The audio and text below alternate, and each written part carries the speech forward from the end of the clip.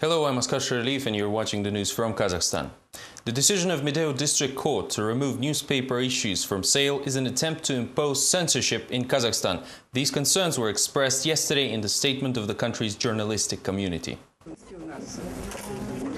Mass media representatives, human rights activists and leaders of political parties demand the General Prosecutor's Office, Supreme Court and President of Kazakhstan to stop the unconstitutional attempts of censorship and restrictions of freedom of speech. In addition, the editorial boards of newspapers Vzglyad and Golos Respubliki appealed to the prosecutor of Almaty regarding Askar Kulibayev, the father of a billionaire and a senior official. Journalists are concerned by his statements about physical destruction of those who reveal information not liked by Timur Kulibayev.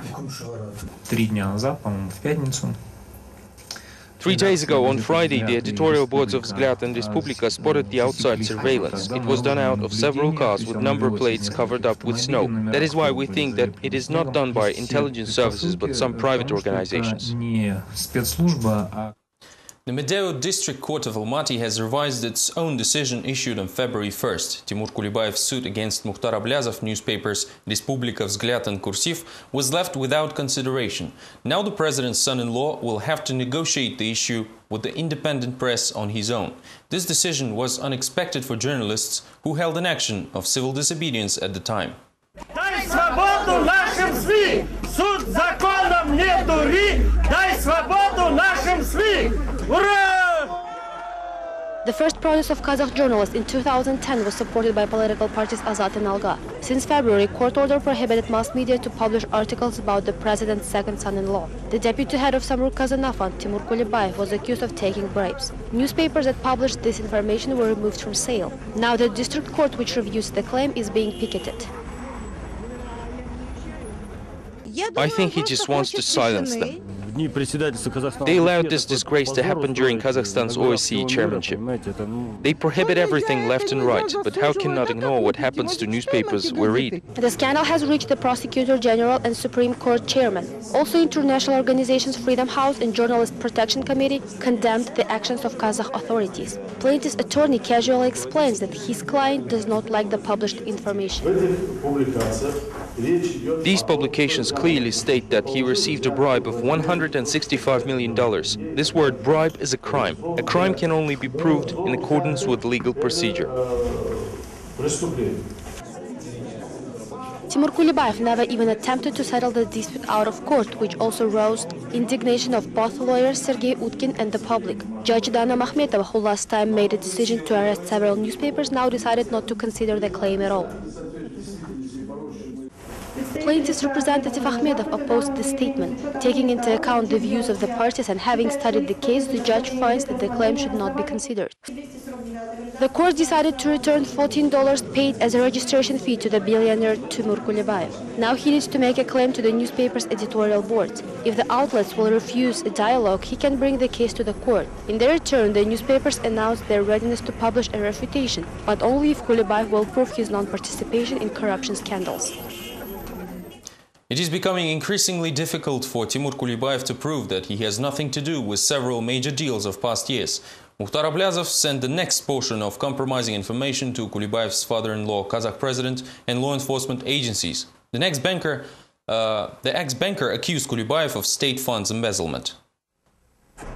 New discrediting information about the president's son-in-law Timur Kulibayev was sent to the law enforcement agencies of the country, ruling political party Nur Otan, and personally to the head of state, reported the web portal Respublika Info. The sender of the documents, businessman Mukhtar Ablyazov, claims that in 2003 Kulibayev, while being a top manager at Kazmunaygas, has withdrawn state assets through the resale of 7 affiliated companies.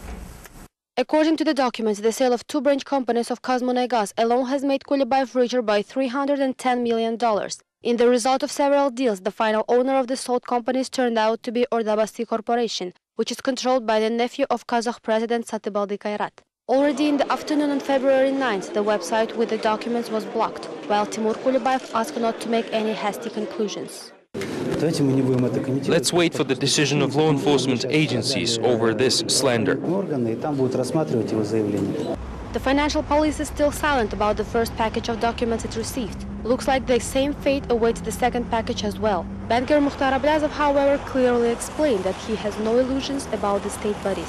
His appeals are foremost directed to the civil consciousness of true patriots of the country, and Ablyazov has enough materials to show the real situation in Kazakhstan. There's a lot of material. I think we have enough of them to talk about these crimes for the entire year or even longer. The embezzlement amounts are enormous, enough to cover hundreds of volumes of the criminal cases. It is obvious that the current issue linked to the national company Kazmunegas will not end the sensation streak. Judging by Rohit Mukhtar Ablyazov reveals new information about Timur Kulibayev, the population of Kazakhstan will learn about new methods of earning billions already next week. Detectives lean over backwards while there are fewer suspects remain. The deputy chief of the Jetuz police department, Kanat Kudikov, shared this information with the family of the murdered journalist Sayat Shulimbayev.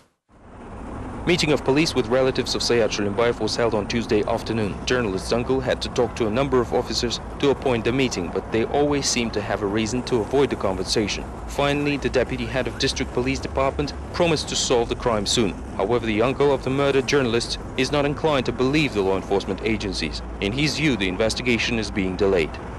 I compared the work of our police department in Semey and this one in Almaty. It is totally different, even though we live in a province and Almaty is a big city.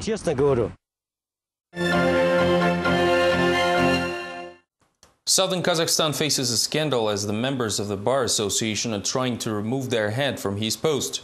The lawyers accuse the bar chairman in public funds embezzlement. Lawyers from southern Kazakhstan accuse their main board chairman in public assets embezzlement. They have filed complaints against him and not only removed from the office but also completely expelled from their ranks. This, however, was not easy, say lawyers.